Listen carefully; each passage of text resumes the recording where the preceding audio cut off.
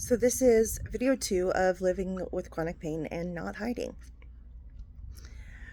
I wanted to tell you, how my chronic pain story kind of happened, and what shaped my, my view on chronic pain and being treated for chronic pain. And there were two major events in my life. First, I would say what really affected me was, my thoughts around medication and what medications should be given for treatment and what medications you should stay away from because they're bad. So I had a lot of family that were addicts, and, prescription pills was really kind of the main thing for a long time. And so as a child, which I was a child when all this was occurring, my grandparents got custody of us. The court took me and my siblings out of the home. So as a child growing up, there were many times my parents would binge, on drugs or alcohol, and we knew it. Sometimes they'd be around us, sometimes they wouldn't, and maybe they get arrested or go to prison for medication. And so they were kind of in and out of our life a lot. So that whole, that whole situation shaped my mind on, and my view on medications being bad and never wanting to be treated with certain medications. Opioids specifically, as far as it goes with being treated for chronic pain.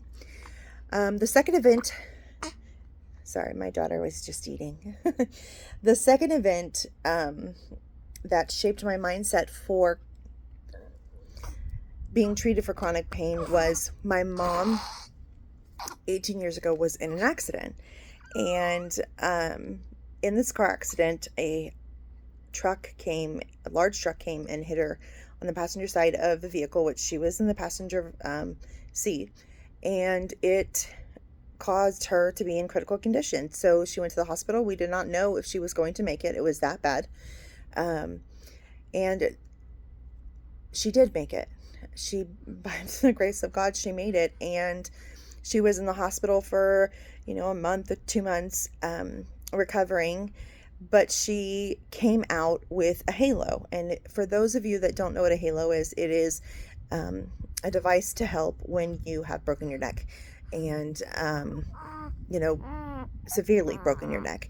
It is a big metal box that goes around your head. They're like metal bars that surrounds your head, and screws go in to your skull to keep the halo on your head so that your neck isn't completely broken.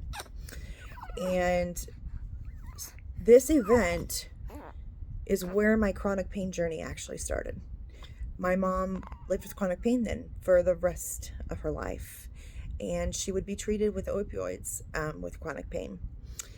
And when the opioid crisis, pandemic, epidemic, whatever you want to say it is, occurred, my mother was one of the very first victims of it. It's a very hard situation. It took me a lot of time to process it, but it was the medication that took her. So I did not ever want to have to be in a situation where any kind of medication would be given to me because I was afraid of it. I was scared of it, and I hated it. With chronic pain, there were times where I would call my mother and she would, answer the phone, and I'd say, "Mom, can you go do this with me? Can you come here with me?" And she'd say, "I can't, baby. I'm in so much pain today. I just can't."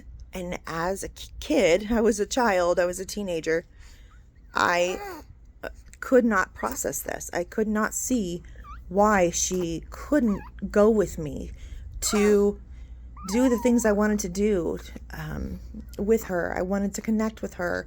I wanted to have good memories with her. And she just couldn't do it a lot of times. And so my mind thought, I hate I hate chronic pain. I can't understand it. I don't know why she can't come with me to do things. And I couldn't wrap my head around it because I was not in any kind of pain. And now that I've had a chronic pain event myself, I look back with a lot of regret and think, I wish I was more understanding. I wish I had more sympathy. I wish I could have gone to where my mom was instead of asking her to come out with me, and realizing that even though she can't come out with me, I can go to her and I can still have those great memories and those good talks that we would have. So those are the two main events that really shaped me and shaped my beliefs in how chronic pain should be treated, and how it should, how medication should be given to people. When my chronic pain event happened and I had to start taking medication for chronic pain, because remember in 2015, I was in a rollover car accident in July, unbelted, and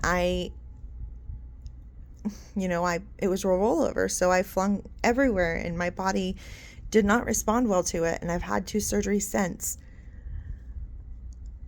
I was ashamed when I had to go on medication. I was absolutely devastated, and I hated myself because of what I had to go through in the past as a child. There's a stigma around medications. There's a stigma around treatments for chronic pain. Let's break them. If you have chronic pain, let's break those stigmas.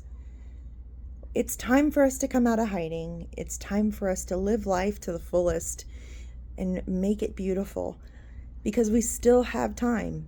We still have time to connect with those that we love. We still have time to reconnect with those that we love if we have lost those relationships because of chronic pain. There's still beauty in life, and it's time to stand up and come out of hiding and live life to the fullest. So if you're living with chronic pain and you want to continue to hear my story about chronic pain, please give a share, give a like. If you know someone who has chronic pain and is living with chronic pain and needs to be encouraged, please share this. If you are listening to this and you do not live with chronic pain, I want you to understand that chronic pain is one of the worst things that you could live with, because every single day you're hurting. Whether you're being treated or not treated, you still hurt. Have sympathy, have empathy, love them as much as you can, and understand that things have to be different. But just because they have to be different doesn't mean that things can't happen in your lives. You can't connect, you can't have good times. So this is day 2, video 2, whatever you want to call it, of living with chronic pain and coming out of hiding.